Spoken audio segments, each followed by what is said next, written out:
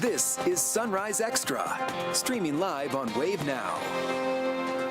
Good morning, 7 o'clock, just 70 degrees too right now. Yesterday, I think it was, what, at this time, maybe 76 or something? Yeah, we were in the mid to upper 70s in the metro. So it's a substantial change already after that front moved through. So look at Shannon remembering all this weather information. I'm Yeah, kind of proud. shocker. Should I be scared for my job? What's No, going on? you should not. I'm joking. But yeah, we have that cooler, less humid air already making its way into our region, but we're still seeing that layer of moisture just locked in the atmosphere, and that is why we are dealing with those clouds for those of you along and north of 64. And we're seeing some of those clouds showing up from near Carroll County on our Kentucky Musknet camera, and even down into Adair County getting a few of those clouds, but in between, clearer skies in portions of Bullitt and Grayson County. So that is what we're going to be watching throughout the morning. Some of these clouds trying to drift in. Temperatures right now in most spots in the 60s. So honestly, not too bad temperature-wise this morning. We're going to get into the afternoon, climb into the upper 70s and low 80s for highs. For those of you further to the south, the parkways, you do have a better chance to see some mid 80s for your highs because you have more sunshine in your forecast overall. Tomorrow and for Saturday, we do warm up a little bit more. We're going to see that mix of sun and clouds, highs in the mid to upper 80s, but it's the end of the weekend that we'll get a little bit of that cooler weather coming back our way. Ladies. Sounds good. Thank you, Tawana. The search is still on as police look for an accused violent criminal who was mistakenly released from Louisville Metro Corrections. LMPD's fugitive unit wants to find Keyshawn Jackson. He was arrested back in June after a violent home invasion. Officers say they found a woman bound and gagged, and they claim the suspect threatened to kill her children. When the judge set bond, LMDC staff mistakenly thought Jackson was given home incarceration. Several weeks later, they say he cut off his ankle monitor and skipped his August 11th court date. LMPD says they're searching for any information on Jackson. We have a fugitive unit. I know they're working with HIP to locate that individual. Again, if anybody knows where that individual is, we ask them to please call our tip line. Metro Corrections has also said it, quote, intends to work with the clerk's office to standardize language to prevent any miscommunication like this in the future.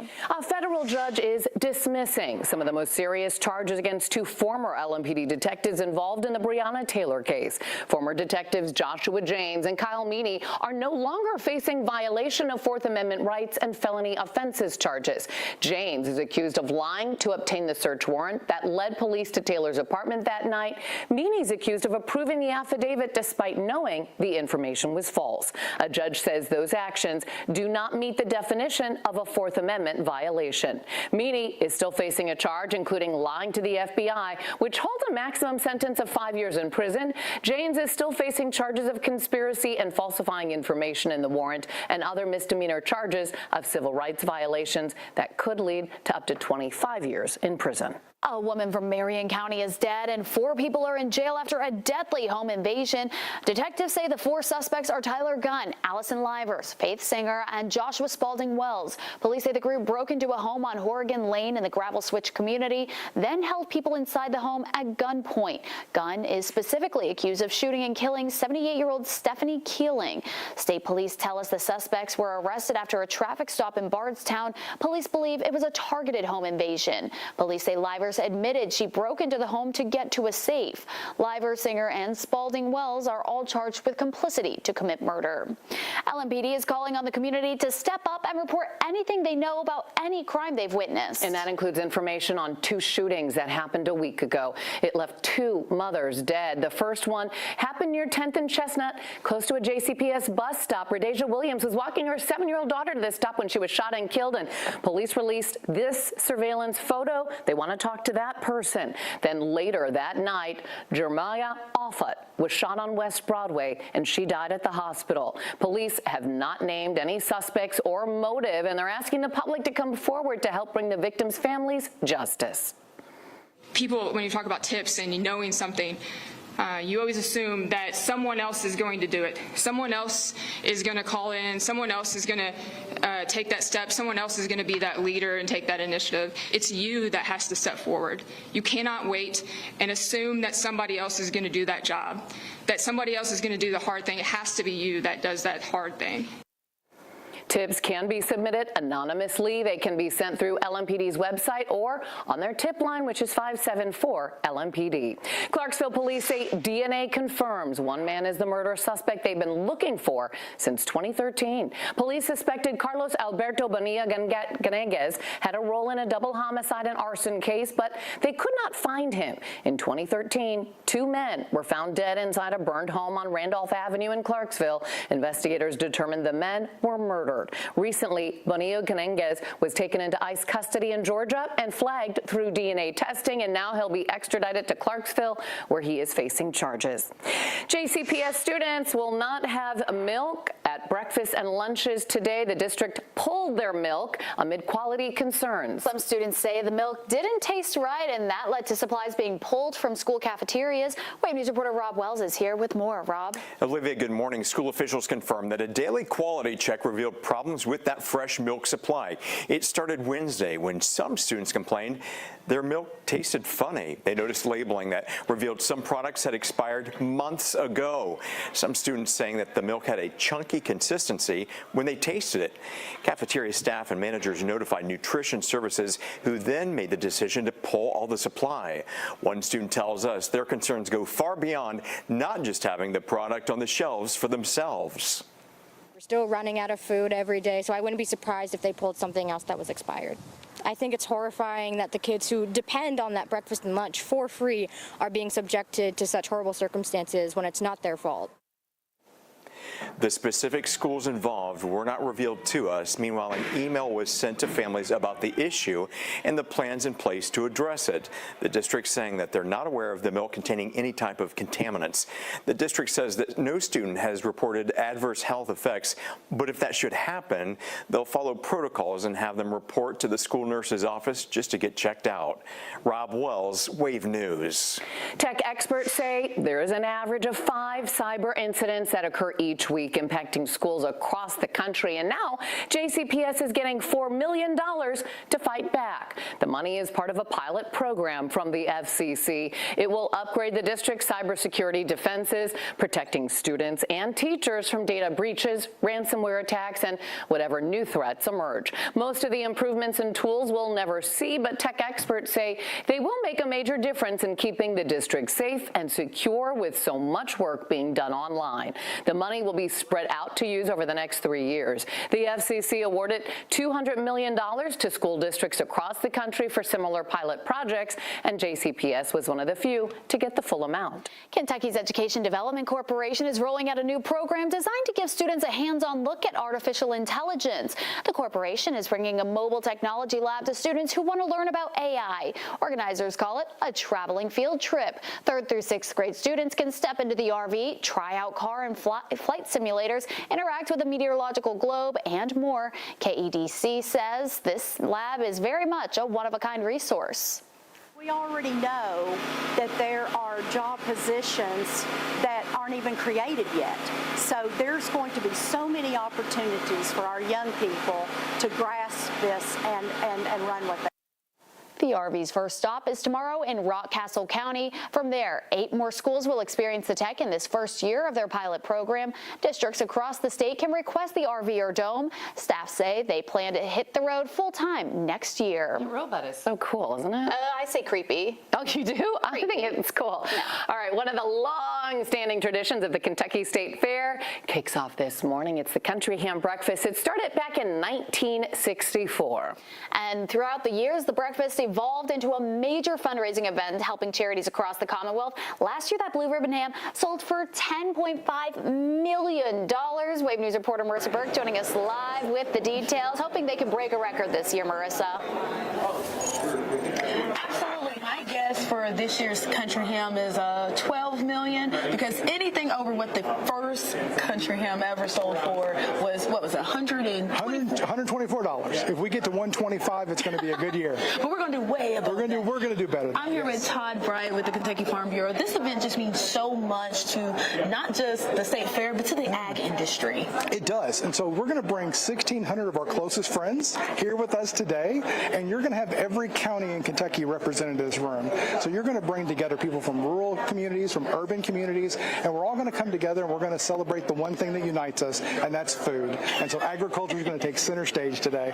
And a lot of the products, I think all of them are Kentucky Proud Absolutely. products. We're going to have a Kentucky Proud breakfast. So we're going to have ham, of course. We're going to have eggs. We're going to have just all sorts of great food. I hear molasses and biscuits and gravy, and we just can't wait. People love the breakfast, not only the food they get to eat, but also just the fellowship they get to have. Because all of it is a tradition, down to Miss Kentucky being a part of it. And I think that's what makes this event so special. Yeah, this is one of those events where you just have so many things that just bring it together that make it so Kentucky. So Miss Kentucky is going to be here. She's going to sing My Old Kentucky Home to get us kicked off. So there'll be a tear in every eye. It's just going to be great. We're going to have Senator Mitch McConnell here with us. Mayor Greenberg's going to be here, and Commissioner of Agriculture Jonathan Schell, including Kentucky Farm Bureau President Eddie Melton. He'll also speak to us. So it's a star-studded event. You've got people, again, from all over the state here to see this. It is a can't-miss event at the State Fair. Yes, and can't wait to taste, too. And all of the fun starts in just a few minutes. I can hear people lining up outside. So, guys, I'm going to send it back to you because I got to get my spot in line. For sure. Can't miss out on it. Yeah, that's interesting, though. It is a blue ribbon ham, but the ribbon that's on it is purple. Because who doesn't love the color purple? I guess I don't know. Yeah, we have to find out what's going on. Okay, this is a moment decades in the making. Today is the first ever parole hearing for the Menendez brothers. You'll hear what information will be presented at the hearing coming up.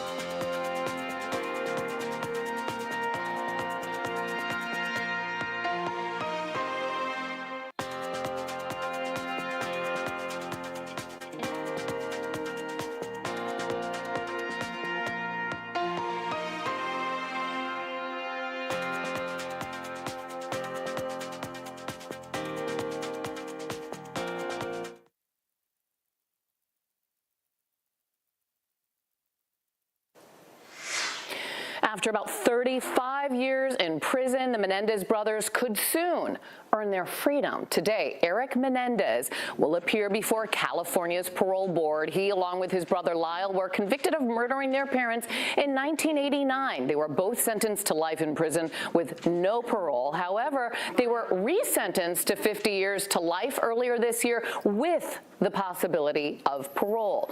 And the parole board will hear from family members, defense attorneys, and the DA's office. Lyle goes before the parole board tomorrow. New this morning, Texas is one step closer to changing the state's congressional districts.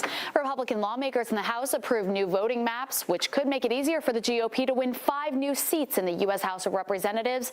Democratic lawmakers have been trying to delay the vote for weeks. Some even left the state to avoid a vote. A plan to change congressional maps is backed by President Trump, who's seeking to keep a Republican majority in the U.S. House during the 2026 midterm elections. The bill now heads to the Senate. Meanwhile, California Democratic lawmakers have promised to change their congressional map to counteract the action being taken in Texas. A Kentucky lawmaker is backing up President Trump's call to end mail-in ballots. President Trump says the process of using mail-in ballots is one that needs to be done away with now. On a Truth Social post, the president wrote, "Voting by mail is a scam." He promised an executive order to also target voting machines and says he has the authority to dictate how elections are run. But the Constitution leaves how elections are conducted up to states. Senate Majority Caucus Chair Robbie Mills is supporting President Trump's position. He released a statement saying, in part, "I am proud of the progress we've made to ensure every legal vote counts and to restore confidence in the process. Let's be clear, the job isn't finished, and it starts with eliminating mail-in ballots beyond traditional absentee." We reached out to the Kentucky Secretary of State's office, who said that Kentucky already does not allow for mail-in voting beyond traditional absentee. Strong waves and rip currents are impacting beaches as Hurricane Erin continues to move along the East Coast. This is North Carolina's Outer Banks. Some families have already evacuated their homes.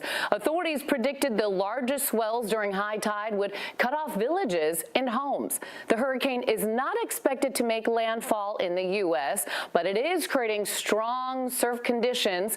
Several beaches in New York, Maryland, Delaware, and New Jersey were also closed because of the impacts from Hurricane Erin. So strong, too. We're very lucky not making landfall. Yes, we certainly are. And let's go right now to Tawana. Should have been here at the desk. We missed you. Where are you? Hi, sorry, I went to drink some water. I'm over here now.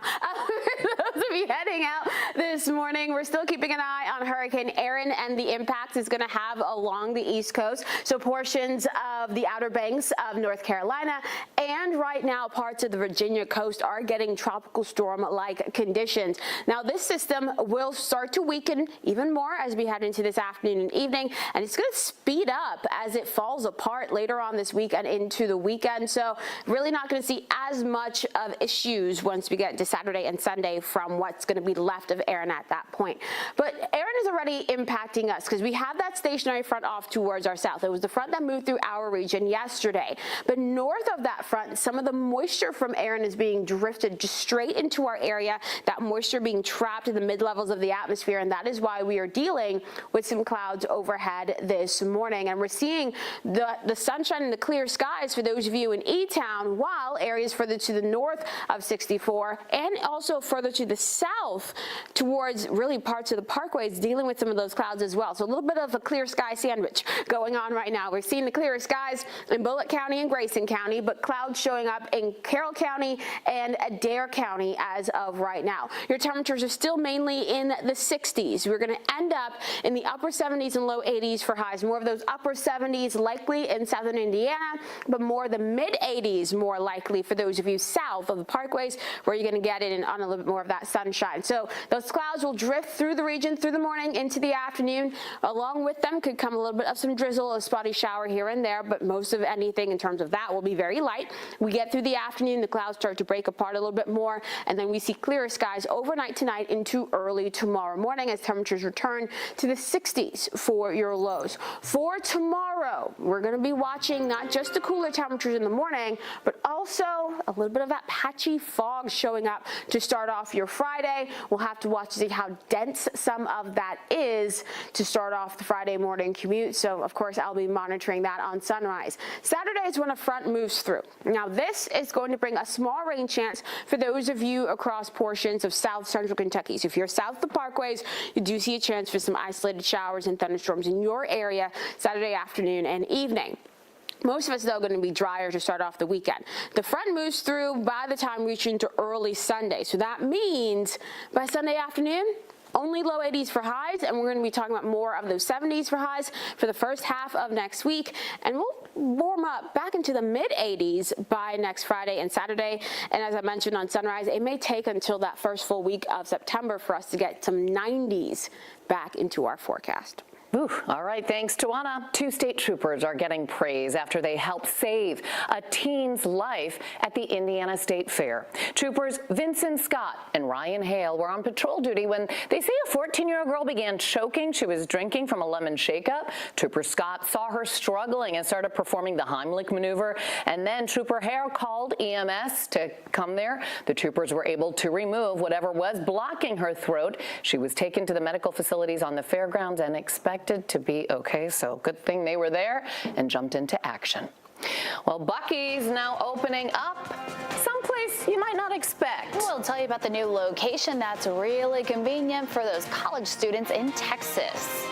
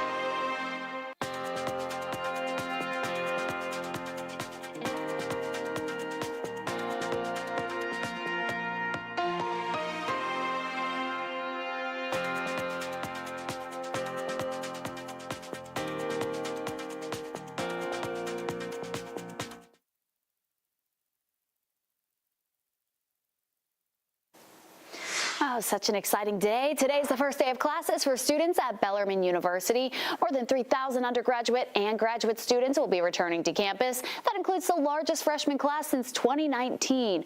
More than half the members of the freshman class are first-generation college students. Well, students at Texas A&M University getting something really Texas added to their campus. Yeah, they're the first in the country to get a Buc-ee's on campus. How awesome. They'll have all of the classic Buc-ee's snacks and merch. It's the only spot outside of those Buc-ee's travel centers where fans can get the chain's famous beaver nuggets, brisket sandwiches, and more.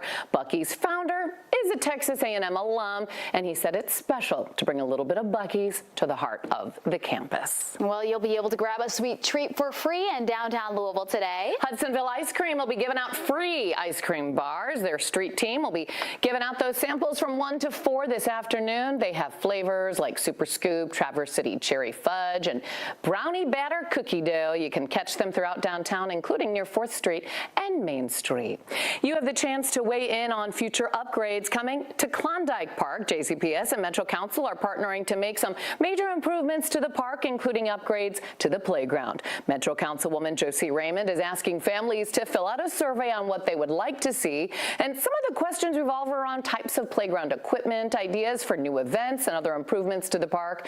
The councilwoman says the new equipment will be ordered this fall and then installed next spring. The survey closes on September 15th. We have a link on wave3.com, and today'd be a nice day to go to the park, right? Yes, absolutely. I mean, all weekend and then next week, too. It just keeps getting better for the next week. Yeah, and then the heat will continue, but tomorrow we'll have more on that coming up in just a little bit.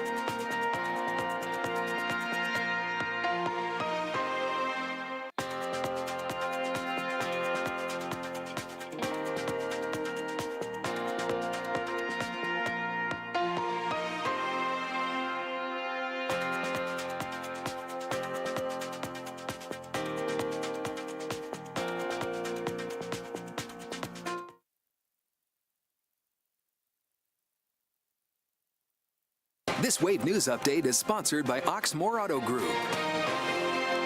Good morning, I'm Shannon Kogan. The annual Country Ham Breakfast at the Kentucky State Fair starts in just a couple of minutes. Today, it's the annual Country Ham Breakfast. The event started in 1964 as a way to promote Kentucky's country ham industry, and now it is a long-standing tradition and a big fundraiser, too. Last year, the Grand Champion ham sold for more than $10 million. All of that money goes to charity. The event starts at 7:30 this morning. So we'll see how much that country ham goes for today. Here's meteorologist Tawana Andrew, and if you're heading out to the fair, ooh, it's going to feel good. It's going to feel pretty good. Here's the thing, though. We'll be watching the clouds overhead. A lot of these clouds along and north of 64, a few right along the parkways, but some of you getting some sunshine to start off the day. So we're seeing those sunnier skies in parts of Bullitt County, Grayson County, while the clouds are locked in Carroll County, and we're seeing some sun getting through those clouds for those of you in Adair County. Temperatures are in the 60s for almost everyone this morning. As we get into the afternoon, we'll climb into the upper 70s and low 80s for highs. For those of you who got a little bit more of that sunshine south of 64, you can jump into the mid 80s for your highs later on today. There is that chance for a little bit of drizzle and a spotty shower or two, but most of us will be dry.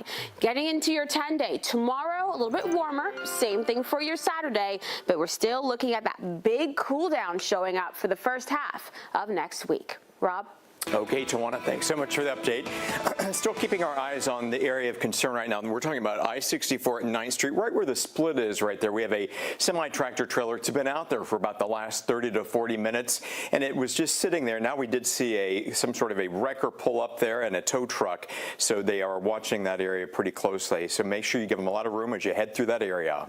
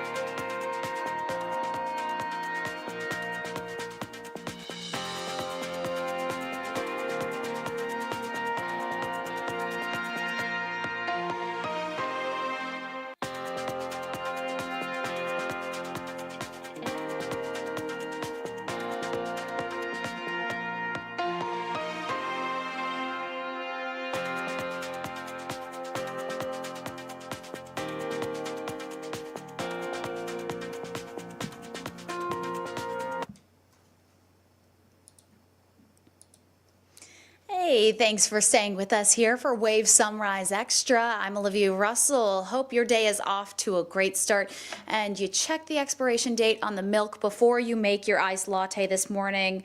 Wish I would have done that this morning. But we have a lot to get to this morning because we are just about a week away from college football kicking off. Plus, we have plenty of events coming up in Louisville we want to get to. But first, our eyes are on Salem, Indiana, where last month the city's drinking water failed to meet the EPA standards. The Salem Water Treatment has said the bad smell and taste come from an algae bloom, which Waterworks needed to address. Wave News reporter Logan Barone stopped by there this week, where some neighbors say they still don't want to drink the water. Water from Michael Hart's tap might be clear. Water's clear, but smells and tastes like dirt. But there's clearly a problem.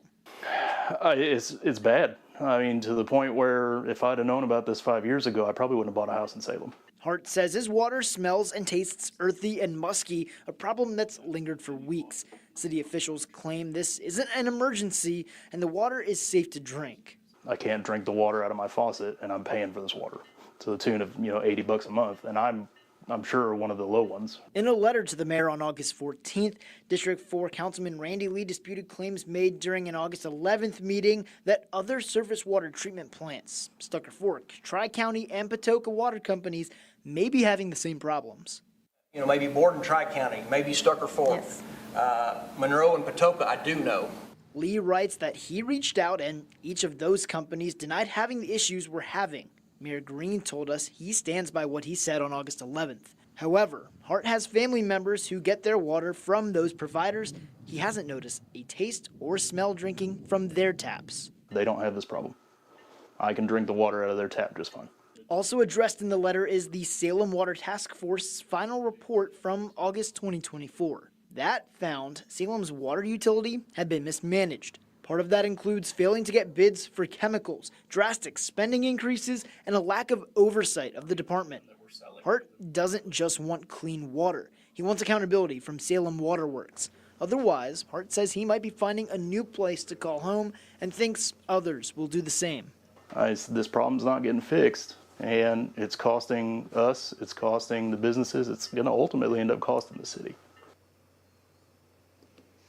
And we reached out to Salem Water Works for a comment, but so far we have not heard back.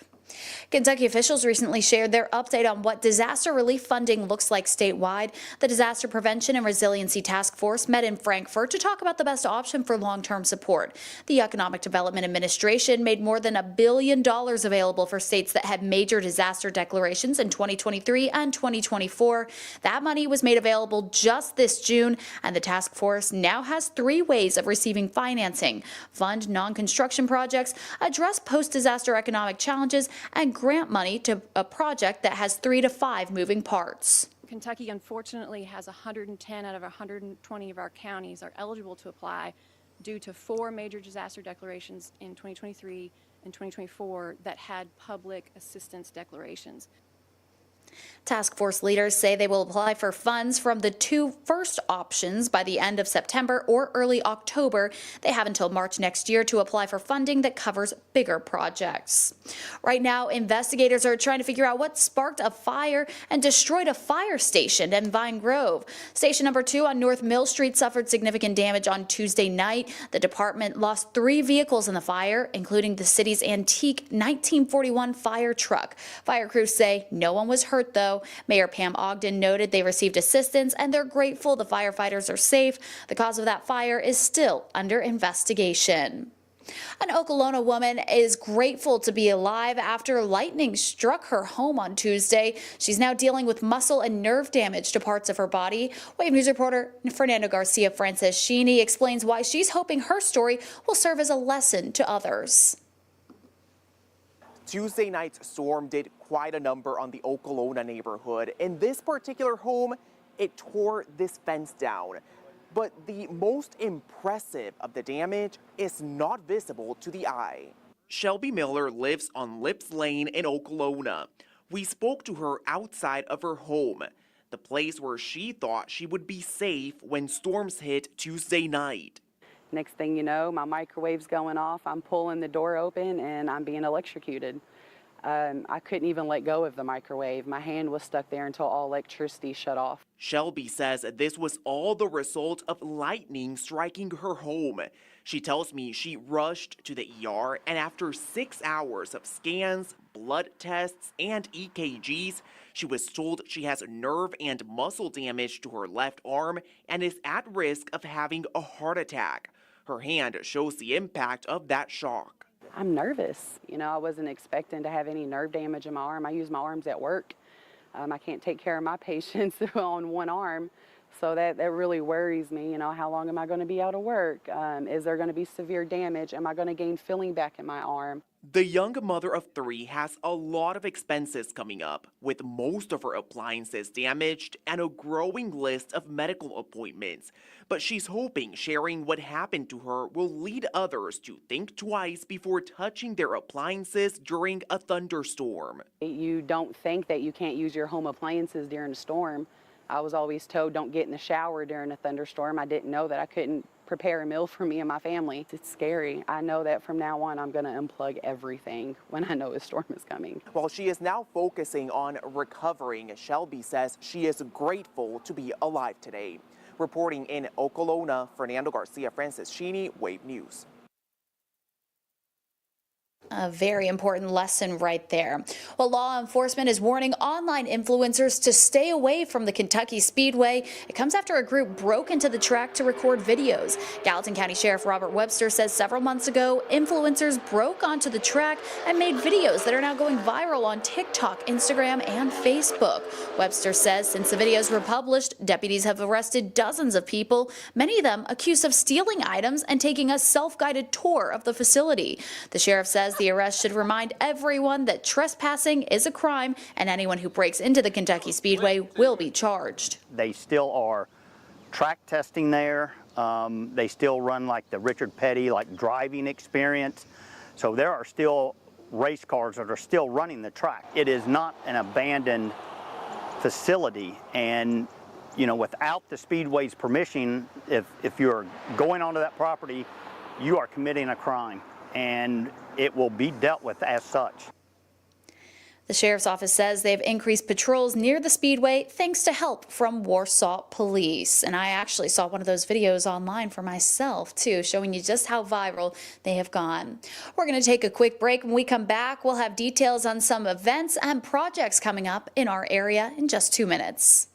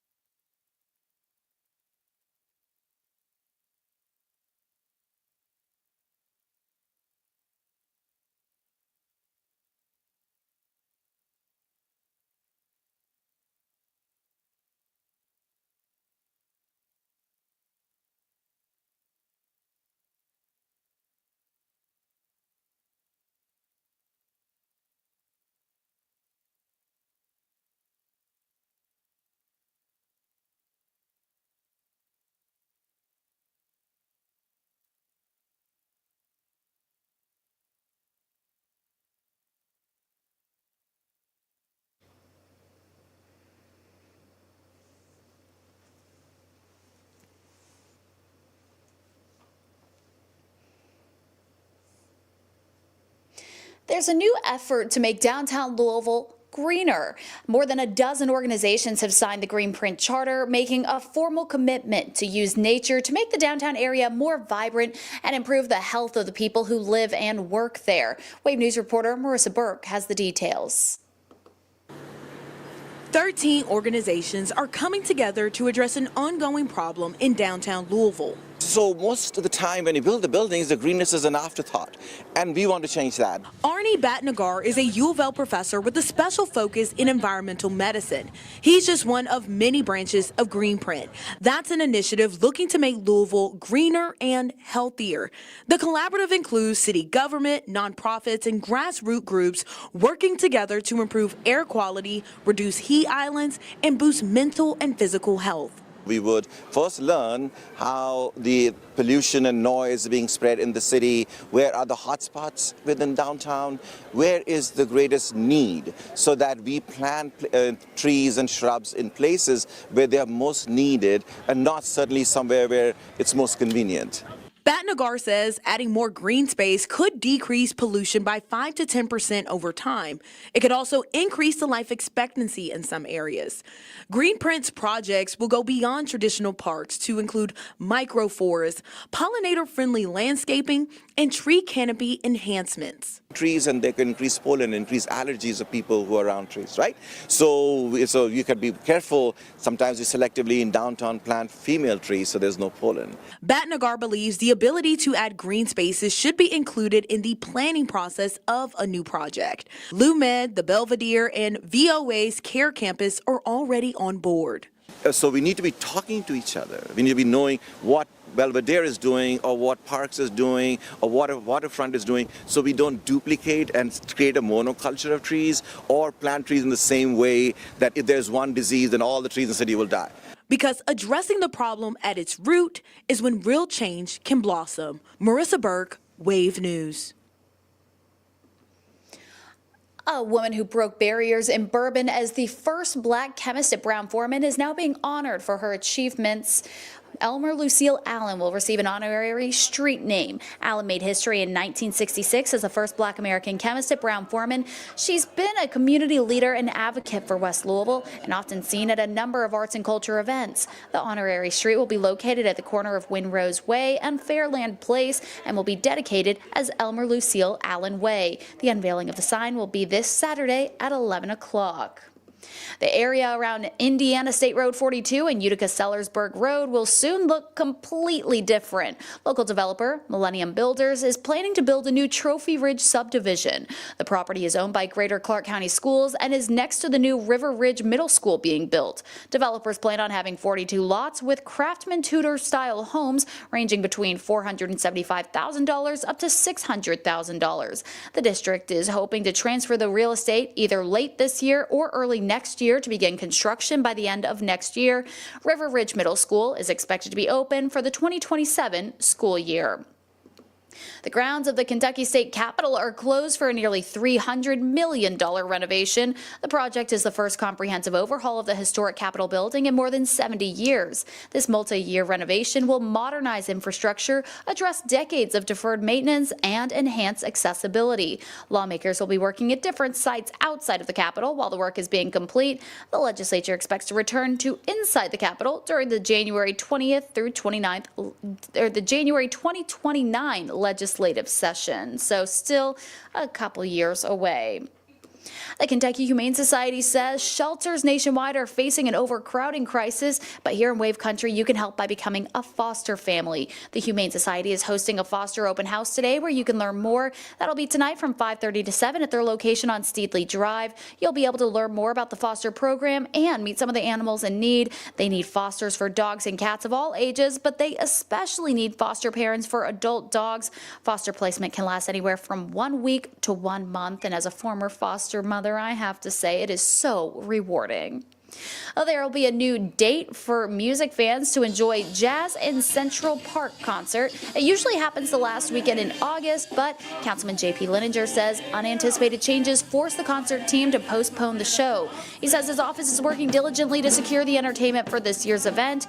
A new date for the show has not been set yet. Leninger says his staff will update neighbors on a new concert date on his Facebook page. Well, speaking of music, the artist lineup is out for this year's Louder Than Life Festival. We're less than a month out from the Rock and Metal Festival. More than 175 bands will perform, including headliners Slayer, Deftones, and Marilyn Manson. The full artist set times are listed on our website. Louder Than Life is happening September 18th through the 21st at the Highland Festival grounds at the Kentucky Expo Center, and you can still grab passes on the festival's website. And looking ahead, you can help support the Louisville Downtown Partnership with a night of baseball. The organization is hosting a fundraiser event 1 week from today at Slugger Field. The Bats will take on the Columbus Clippers that night at 6:35 p.m. and you can grab discounted tickets for just $12. $3 of that will be donated to LDP to help support initiatives for public art, reimagine public spaces, community events, plus tree and flower planting. So all going back to the city of Louisville too, and you get to catch a ball game while you're out there. We're going to take a quick break. We'll be right back with some of your headlines in football.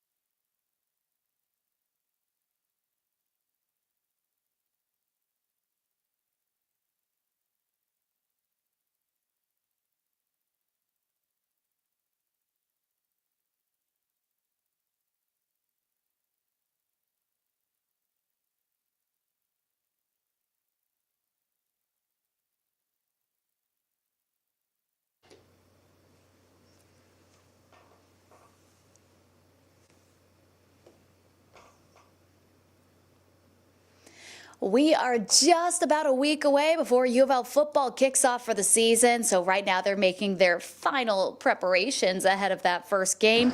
Several players have been fighting for playing time during fall camp, and one position that stands out and has some tough competition is the tight ends. The Cards are loaded at the position coming into this season. U of L has 7 players listed as tight ends on their roster. Tight ends coach Ryan Wallace says all he asks for of the unit is consistency each and every day. I'm satisfied with where we're at. I think we've come a long way. I think we're understanding the offense. I think we've got to continue to get better, and the consistency factor is always going to be a thing, because if you're a consistent player, you're a productive player, and you're doing your job. U of L opens the season against EKU on August 30th at home. And this week is actually game week for Western Kentucky as the Tops get set to host conference rival Sam Houston on Saturday night in Bowling Green. Head coach Tyson Helton says he's excited to play on college football's opening weekend. It's great to be home to play this conference game. It's great. It's a week 0 game.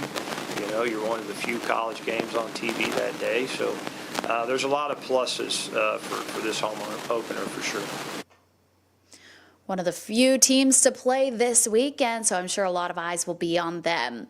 Well, it's opening week for high school football in our area, which also means it's the 2025 debut of Touchdown Friday night, and our game of the week this week is a good one. 3A powerhouse Central taking on 6A power Manual. Because of construction at Manual Stadium, though, that game will be played at Moore High School. The Yellow Jackets are looking to throw the ball more this season, which is music to the ears of quarterback Philip Baker. I play 7-on-7. I play for P2P Academy. I think it was a great opportunity to have a chance to learn my receivers, because we haven't really thrown it. They've just been basically decoys, but I feel like, well, we threw it sometimes, but I feel like it would be a great opportunity this year to spread the ball around the field, throw it to the hashes, the numbers, you know. We're still going to run the ball, but I think it's a good opportunity. Looking forward to this. The Jackets and Crimsons are one of 10 games we'll bring you on the season premiere of Touchdown Friday night. Now turning to baseball. Just a few days ago, the Cincinnati Reds upended the Brewers' 14-game win streak. And although Reds fans are proud to finally be the team to defeat the Brewers, fans up in Milwaukee are still celebrating. They did something really special for this because about 24 restaurant locations in the area gave away free hamburgers yesterday. That tradition dates back to the 1940s when one chain's founder predicted a dozen wins in a row for the team. As Pavlina Osta has the details on that preparation. Boxes of beef, pickles, and onions fill the freezer at the George Webb on 3rd Street. I'm very happy and very honored to be a part of this history. As they prepare for a record-breaking number of customers. We're anticipating between 180 and 200,000 hamburgers. The vice president of George Webb, Ryan Stamm, says the prep has to start early. 25,000 pounds of hamburger, 4,000 pounds of onions, 500,000 pickle slices. I mean, not only is it the burger, but it's also, we got to have cheese on hand, we got to have fries on hand, we got to have other things ready to go too. And if they start to run out, definitely talking to suppliers and vendors, making sure they're ready with our product if it does happen. A lot of them are local, so they see the Brewers winning streak and know that what's going to happen. Over in Shorewood, a different restaurant, Cloud Red, has a line wrapping around the block. I think everybody's just really happy to kind of give back to the community. This former George Webb location is getting in on the fun, giving out over 400 free burgers the day before the Webb giveaway. I know they're going to have a couple busy days ahead, so at the very least, if we can take a little pressure off them, that'd be really cool. Back at the George Webb on 3rd, Stamm says it's fun to see the community buzzing with excitement. This is history. In fact, we have at least 4, 5, 6 employees that have worked all 3 burger giveaways. There's a ton of good energy in our restaurants. We're giving the best service we can right now, and we're going to pull it off. More than 4,000 people showed up to get those burgers. And hey, it was a great win streak for those Brewers fans too. But add some cheese, maybe some onions and mayo. I'd say maybe. Actually, I take that back. I could not be a Brewers fan. But hey, congrats to them on that big win streak. That's all the time we have here for Wave Sunrise Extra. Thank you so much for joining us. I hope you have a great Thursday. And tomorrow is Friday. So have a great one.